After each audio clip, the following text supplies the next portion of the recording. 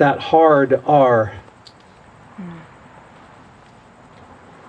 In my junior high years, all my friends lived in what they called the ghetto.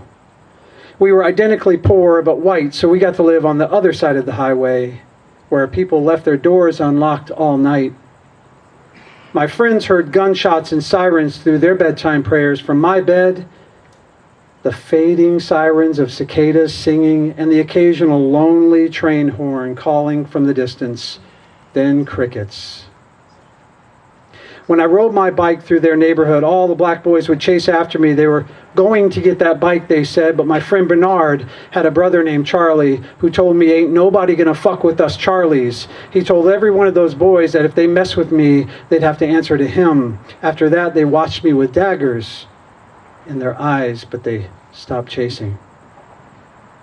And when I was at those houses in the late afternoon, long after school had let out, their mamas would yell at us to wash up and get ready for dinner. Rayford's mom caught me leaving once and asked me, did I hear her?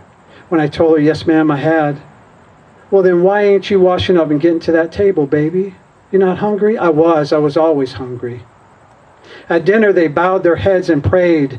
Then their parents would referee conversations between the kids while working in fragments about their own day to each other. There was laughter. There was some tension sometimes, but there was always love. The food was like my grandma's, who was from Alabama, but it was tastier.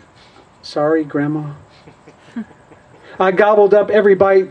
Those dinners were nothing short of middle American perfection, a real-life Norman Rockwell painting, but in shades of beautiful melanin. Afterwards, I'd race out of the neighborhood before the sun went down and the older generation came out to stalk the streets, men who didn't fear Black Charlie like the young boys did. When I got home, there were no questions about where I'd been or why I was getting home so late. There had been no prayers or conversations or lessons learned shared, and there was no plate left for me. My younger stepsister told my racist stepmom where I'd been. I was forbidden from going over there after that. To be fair, my whole family was racist, but this woman was extraordinarily hateful. I defied her because the things she spewed about my friends and their families was just not true. Everything she said about them was actually truer about us and the people we knew. In those ghetto houses was love. There was messiness and turmoil, but they were family. In my house was division. There was anger and backstabbing and drunkenness and pain. In my house, that hard R was ever present, but in those ghetto houses, there was no name calling allowed. There were some broken homes, but so was mine. So we were in no position to judge, but we did judge. We were taught to feel superior, even though a side-by-side comparison would prove we were anything but. I used that hard R in that group once. My friends didn't say anything to me. They didn't have to. The disappointment on their faces as they simply turned and walked away from me was enough. I would have done anything in the world to take it back. These friends who'd protected me, fed me, cared about me, and invited me into their most sacred spaces were, in an instant, shown the harsh reality of our different upbringings.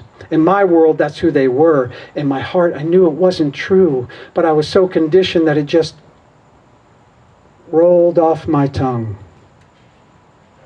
I deserved their silence. My carelessness and ignorance earned it for me. We stayed friends, and I still talk to those guys every now and again. After all, forgiveness is in their nature.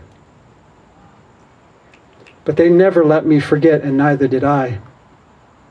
On the increasingly rare occasion I'm in the presence of my siblings and their significant others out in the backwoods of Missouri, or misery, as my mom called it, it's so strange to hear that hard R still being used so freely. I feel bad that they never felt the love of a friend who could break that generational curse and teach that fear and hatred out of them like I had. And I'm thankful to be forever changed by the love and compassion shown when I didn't deserve it but needed it the most.